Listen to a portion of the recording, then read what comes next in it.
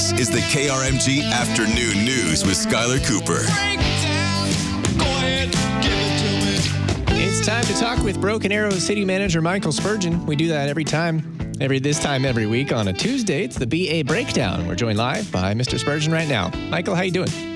Skylar, I'm doing well. It's been a great day in Broken Arrow, and I've been looking forward to visiting with you about whatever you want to visit about this afternoon.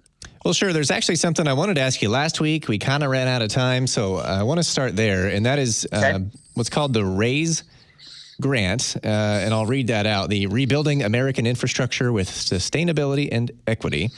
And as I understand it, you can help me explain it, but this is money that can help in the planning stage of how to put more bicycle trails, pedestrian trails, roadway improvements, and safety features in parts of town. And I know that as for the city, I think you guys already have some plans, right, of where this could go, where this money could be used? You covered it perfectly, Skylar. I'm glad that you circle back to this because it's such an important endeavor for the city. It is a planning grant we got from the federal government. And, you know, you and I talk about transportation a lot. We focus mainly on transportation related to vehicular traffic, and that's extremely important, Broken Arrow. But there's also the importance of connectivity. And this grant is going to allow us to essentially look at the moving of vehicles from, I would say, best place to describe is around the Aspen and the Highway 51 all the way to the east side of our city. So we'll be looking at improvements at Elm Place and Albany Streets. We'll be looking at 9th Street in Kenosha, Hillside Drive. We'll actually be looking at connectivity along the corridor there up to Camina Village for connectivity for sidewalks within our community. Once we have all this planning work done, then we'll be able to look at how to work on implementation. But with a fast-growing community that we have in Broken Arrow, making sure that we move traffic efficiently and effectively and safely, and also getting people to be able to walk from point A to point B is a top priority of the administration. And this is going to allow us to do all the planning we need to do for future projects that will help us accomplish our goal. So the number is $5.84 million, the grant. And you said, again, it's for planning. You can't use this money for construction, as I understand it. So how do you spend almost $6 million planning? Well, we'll hire a consultant, and when I mentioned to you the areas, each one of those areas will have to be studied, and we'll have to come up with recommendations. And so that's the only thing that can be used for. We just signed the contract with the federal government, which means now we can award a contract to a consulting firm and actually get the prices associated with them providing those consulting services. So we have up to that amount to be able to utilize. And right now, I don't know what that total will be, but it will certainly have to be within the dollars we have available. And what's exciting about this, once again, is that once we get the planning work completed, that allows us to apply for additional federal dollars for actual construction. But you got to get this phase done. So there's going to be a lot of public input about these improvements or proposed improvements. And this is just the first part of getting this planning process started. Broken Arrow City Manager Michael Spurgeon. It's the BA Breakdown here on the KRMG Afternoon News. And I have a kind of a related question on transportation.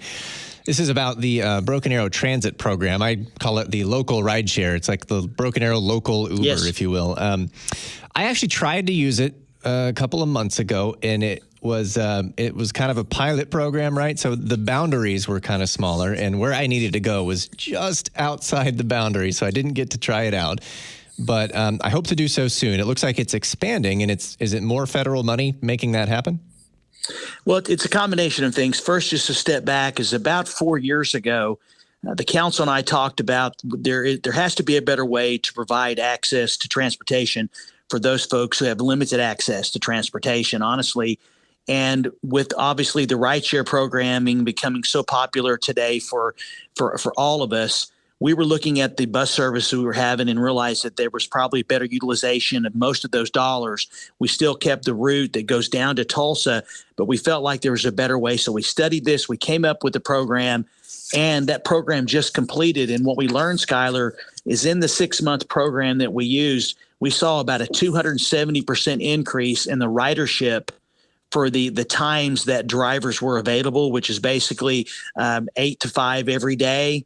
And we limited the area. And because it was so successful at the last council meeting, the administration presented to the council a couple of things. Number one is that we are going to expand to an area to the east of town, which further out east of Kenosha, and we'll be going further south into South Broken Arrow, down around the Aspen, Elm Place, Olive area. That'll actually start a little bit later this year. And there were additional federal dollars that were available to help us with implementation. The great thing is that based on the dollars we spent for drivers, we actually saved about $30,000 over what we were paying for the bus service, which didn't have a lot of high ridership. And so this has just been a win-win as we've had more ridership. We're going to be looking to expand the hours, expand the locations where people can go later this year. And hopefully, if that works out well, we maybe even look at offering some times on the weekends. And for people who are wondering, it looks like $2 for a 3-hour ticket or $4 for an all-day pass. That's cheaper than an Uber. And do you think people will be able to use this to go to and from the eventual amphitheater? That's a real question. That actually is something we're going to have to consider before we go to full implementation. This will be mainly for folks that have a need for transport, for getting a ride to and from wherever they're going to go.